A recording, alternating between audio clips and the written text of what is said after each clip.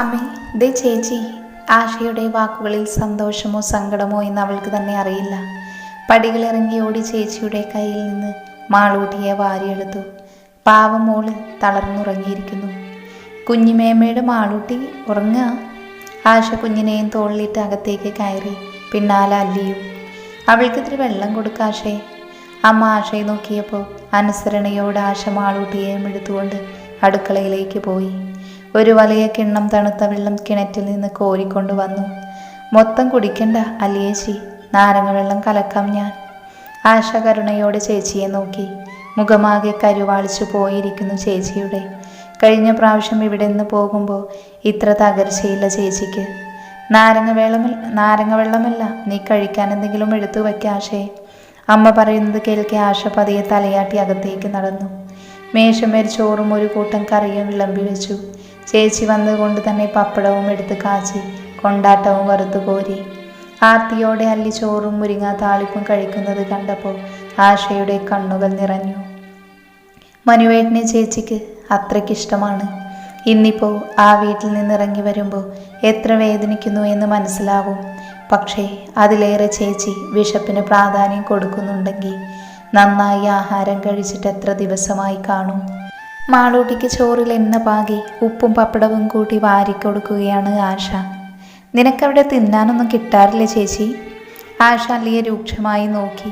അല്ലി അത് കേൾക്കാത്ത മട്ടിൽ അവസാനവറ്റം തിന്നു തീർത്ത് എണീറ്റു. നീ നിന്റെ കാര്യം നോക്കാശേ. അമ്മ ഉച്ചയുയർത്തിയപ്പോഴേക്കും ചേച്ചി അടുക്കളയിലെത്തിയിട്ടുണ്ട്.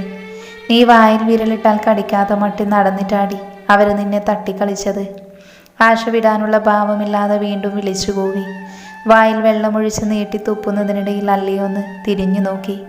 നീ കൊച്ചിന് ചോറ് കൊടുത്തു കഴിഞ്ഞെങ്കിൽ ആ പാത്രം ഇങ്ങ് കൊണ്ടുവാ, കഴുകി വെക്കട്ടെ. ഒരു കൂസലുമില്ലാതെ അല്ലി വിളിച്ചു കൂവി. അത് കേൾക്കെ തന്നെ ആശങ്കയോടെ നോക്കുന്ന അമ്മയുടെ മുഖം തെളിഞ്ഞു. ചേച്ചിയൊക്കെ ആവാൻ നോക്കുന്നുണ്ടമ്മേ, നമ്മളിന്ന് താങ്ങിയാൽ മതി. അവൾ നമ്മളെ പഴയ അല്ലിയാവും. ആശ ചിരിയോടെ പറഞ്ഞു. മാട്ടി ഒന്നും മനസ്സിലാവാതെ അമ്മയെയും ആശയെയും മാറി മാറി കണ്ണും വിഴിച്ചു നോക്കുവാണ്. അമ്മൊന്നും മിണ്ടാതെ ചെറുനെടുവീർപ്പോടെ കഴിച്ച പാത്രവും കൊണ്ട് എഴുന്നേറ്റു. അടുക്കളയിലേക്ക് ചെല്ലുമ്പോഴേക്കും അല്ലി മുഖവും കൈയും പുറത്തെ അലക്ക് കല്ലിൻ്റെ അടുത്തുള്ള പൈപ്പിൽ നിന്ന് കഴുകി അകത്തേക്ക് കയറിയിരുന്നു. നീ ഇറങ്ങി വന്നപ്പോൾ ആ തള്ളയോടും മോളോടും പറഞ്ഞിട്ടാണോ പോകുന്നത്? അമ്മ കഴിച്ച പ്ലേറ്റ് വാഷ് ബേസിനിലേക്ക് ഇട്ടുകൊണ്ട് പൈപ്പ് ഓൺ ചെയ്തു. അല്ലി മെല്ലെയൊന്ന് മൂളി. അവരവളെ തലചരിച്ചൊന്ന് നോക്കി. മനു ഒന്നും പറഞ്ഞില്ലേ? അടുത്ത ചോദ്യം അത് തന്നെയാവുമെന്ന് അവൾ ഊഹിച്ചിരുന്നു.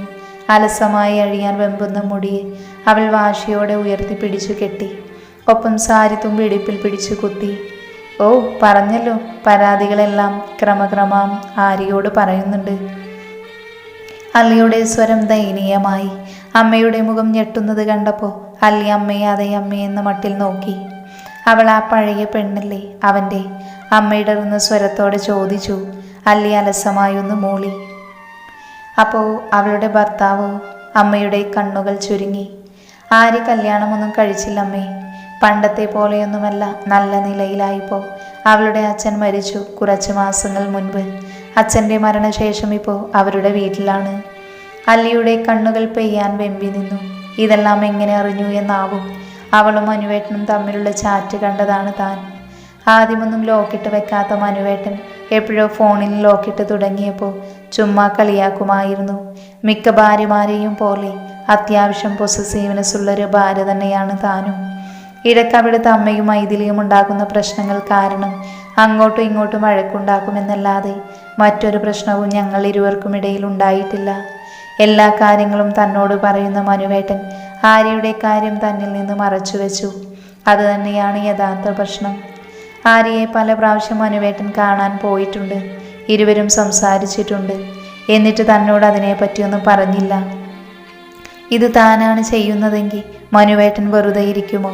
ക്ഷമിക്കല്ലേ, എല്ലാം ക്ഷമിക്കല്ലേ എന്ന് പറയുന്നത് പോലെ ക്ഷമിക്കുമെന്നേ. അല്ലി തളർച്ചയോടെ കസേരയിലേക്ക് അമർന്നിരുന്നു. കണ്ണുകൾ പെയ്തൊഴിഞ്ഞു.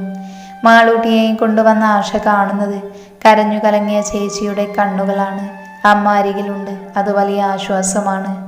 അമ്മ വെറും അമ്മ മാത്രമല്ല, തങ്ങൾക്ക് ഒരു കൂട്ടുകാരി കൂടെയാണ്. പെൺകുട്ടികൾ പുലിക്കുട്ടികളാവണമെന്ന് പറഞ്ഞു പഠിപ്പിച്ചവളാണമ്മ. പെണ്ണച്ഛൻ്റെ ഭാഗ്യമാണ് എന്ന് 100 ആവർത്തി പറയുന്ന അച്ഛനും ആ കുടുംബത്തിലാണ് തൻ്റെ ചേച്ചിക്ക് ഇങ്ങനെ ഒരവസ്ഥ. ആശയ്ക്ക് മനുവിനോട് വല്ലാത്ത ദേഷ്യം തോന്നി. സ്വന്തം ഏട്ടനെ പോലെ നെഞ്ചിലേറ്റിക്കൊണ്ട് നടന്ന മനുഷ്യനാണ്. ചേച്ചിയെ പൊന്നുപോലെ നോക്കുന്നു എന്ന് വിചാരിച്ചു നടന്നതാണ്. ഇന്ന് ചേച്ചിയെ ജീവിതത്തിൽ ഏറ്റവും കൂടുതൽ കരഞ്ഞു കണ്ടിരിക്കുന്നു. നിനക്ക് പോവാനായില്ലേ, ചെല്ല്. മുഖം അമർത്തി തുടച്ചുകൊണ്ട് മാളൂട്ടിയെ കയ്യിലേക്ക് വാങ്ങി അല്ലി. എന്നിട്ട് ആശയെ നോക്കി അവളൊന്ന് മൂളി. ചെല്ല്, പോയി റെഡിയായിക്കോ, ഞാനും മോളും ഒന്ന് പുഴയിൽ പോയി കുളിക്കട്ടെ. അല്ലി കുഞ്ഞിൻ്റെ മുഖവും വായും കഴുകിച്ചു. ആശ പതിയെ തലയാട്ടി. ശേഷം മുറിയിലേക്ക് നടന്നു. നീ ഒറ്റയ്ക്ക് പോകണ്ട, ഞാനും കൂടെ വരാം. അമ്മയും പാത്രവും കഴുകി വെച്ച് അല്ലിക്കൊപ്പം ഇറങ്ങാനായി നിന്നു. അത് കണ്ടപ്പോൾ ആശയ്ക്ക് സമാധാനമായി. അവർ നേരെ മുറിയിലേക്ക് നടന്നു. അല്ലിയുടെ വീടിൻ്റെ പിൻഭാഗത്തായാണ് ചാലിയാർ പുഴയൊഴുകുന്നത്. നീണ്ടു വീതി കൂടിയ തെല്ലഹങ്കാരത്തോടെ ഒഴുകുന്ന നീണ്ടു നിവർന്നൊഴുകുന്ന പുഴ. കരുനീലമലയിൽ നിന്നൊഴുകി വരുന്ന കാട്ടുചോലയിൽ നിന്ന് വഴിതെറ്റി വന്നു ചേരുന്ന പുഴയാണ്. അതിൻ്റെ ഒരു ഭാഗം മാത്രമേയുള്ളൂ ഇവിടെ. എത്ര വലിയ ടെൻഷനുള്ള ആളും കുറച്ചു നേരം ആ ശാന്തമായി ഒഴുകുന്ന പുഴക്കരയിൽ ചെന്നിരുന്നാൽ മതി, മനസ്സ് ശാന്തമാവും. അതുകൊണ്ടാവാം അല്ലിപ്പുഴയിൽ പോകാമെന്ന് പറഞ്ഞതും. അവളൊരു നീല ബക്കറ്റും കുളിച്ചു മാറ്റാനുള്ള ഡ്രസ്സും എടുത്ത് മുൻപിൽ നടന്നു. അമ്മ മാളൂട്ടിയെയും എടുത്ത് അലക്കാനുള്ള തുണിയുമായി പിന്നിലും. അപ്പോഴേക്കും അല്ലിയുടെ വീടിന് മുൻപിൽ ആരോ വന്നിരുന്നു. ആ, ഇതാരാ, അല്ലി മോളോ? പുഴക്കരയിൽ ചെല്ലുമ്പോൾ അയൽവാസി ചേച്ചിമാരെല്ലാം ഉണ്ടവിടെ. മിക്കവരും കുളിക്കാനായി വന്നതാണ്. ഇവിടെ ഉള്ളവരെല്ലാം കുളിക്കാൻ ചാലിയാർ തന്നെയാണ് വരുന്നത്. അതുകൊണ്ട് തന്നെ ഒരു വൈകുന്നേര സമയമായാൽ പിന്നെ പുഴക്കരയിൽ ഒരു ബഹളമാണ്. തുണിയലക്കലും കുശലം പറച്ചിലും. മിക്കവരും വൈകുന്നേരം കുളിക്കാറായതുകൊണ്ട് തന്നെ ഒരു 4 മണി കഴിഞ്ഞ് പുഴയിലേക്ക് വന്നാൽ ഇതെല്ലാം സാധാരണ കാഴ്ചകളാണ്. അവൾ നീ കുറച്ച് ദിവസം ഇവിടെ ഉണ്ടാവും യശോദയെ, അമ്മയാണ് മറുപടി പറഞ്ഞത്. യശോദ ചേച്ചിയുടെ മുഖം തെളിഞ്ഞു. അവരുടെ എന്ന് മാത്രമല്ല, കൂടെയുള്ളവരെല്ലാവരും പിന്നെ വിശേഷം പറച്ചിലാണ്. കല്യാണം കഴിഞ്ഞേ പിന്നെ അങ്ങനെ ഒരുപാടൊന്നും വീട്ടിൽ വന്ന് നിന്നിട്ടില്ല. അവിടുത്തെ അമ്മ സമ്മതിച്ചിട്ടില്ല എന്ന് വേണം പറയാൻ. പിന്നെ മനുവേട്ടനും തന്നെ പിരിഞ്ഞധികം ഇരിക്കാൻ ഇഷ്ടമില്ല. എൻ്റെ കൂടെ 2 ദിവസം വീട്ടിൽ വന്ന് നിൽക്കാൻ പറഞ്ഞ അന്ന് പിന്നെ അടിയാണ്.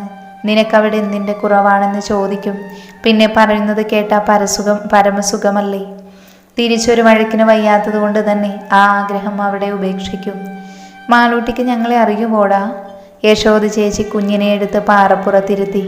അവളുടെ ഡ്രസ്സ് അഴിച്ചു മാറ്റി ഒരു തോർത്തുമുണ്ട് മാത്രം ഉടുപ്പിച്ചു കൊടുത്തു മാളൂട്ടിക്ക്. വെള്ളം കണ്ടപ്പോൾ തൊട്ട് അതിലിറങ്ങി കളിക്കാനുള്ള തയ്യാറെടുപ്പാണ് ആശാത്തി. മനു വന്നില്ല മോളെ? രുക്മിണി ചേച്ചിയാണ് ചോദിച്ചത്. അവരും വീടിൻ്റെ പടിഞ്ഞാറെ പാടത്തിനപ്പുറമുള്ളതാണ് ഒരു സാധു സ്ത്രീ. ഇല്ല ചേച്ചി, മനുവേട്ടൻ കുറച്ച് നാൾ നാട്ടിലില്ല. ഓഫീസിലെന്തോ വർക്ക്, അതുകൊണ്ട് തന്നെ ബാംഗ്ലൂർക്ക് പോവുക. ഞാൻ പിന്നെ ഇങ്ങോട്ട് പോന്നു. വീട്ടിൽ നിന്നിറങ്ങുമ്പോൾ കണ്ടുവെച്ച നുണയാണ്.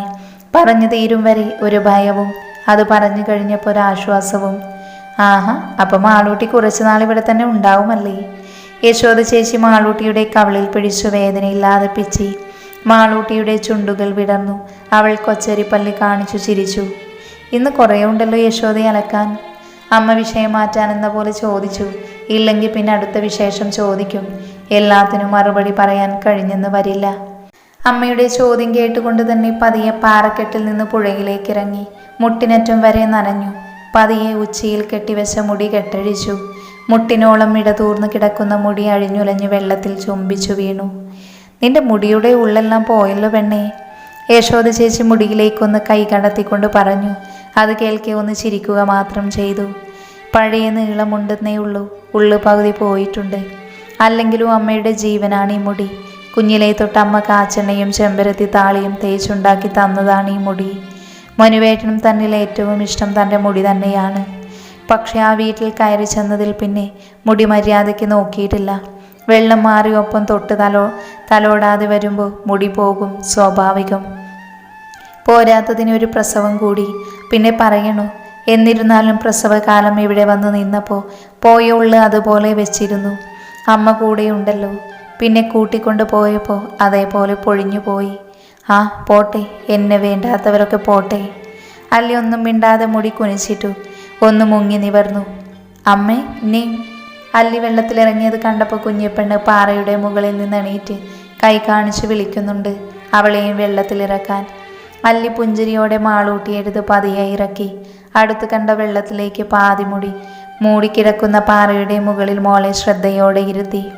മാളൂട്ടി ഊറ്റം കൊണ്ട് തുള്ളിച്ചാടുവാണ്. പാദസരമിട്ട് കുഞ്ഞിക്കാലുകൾ വെള്ളത്തിലിട്ട് കളിക്കാൻ തുടങ്ങി. ഐഷ്, മാളൂട്ടിക്കും കുളിക്കണോ? രുക്മണി ചേച്ചി മാളൂട്ടിയോട് കുസൃതിയോടെ ചോദിച്ചപ്പോൾ അവൾ വേണമെന്ന് തലയാട്ടി.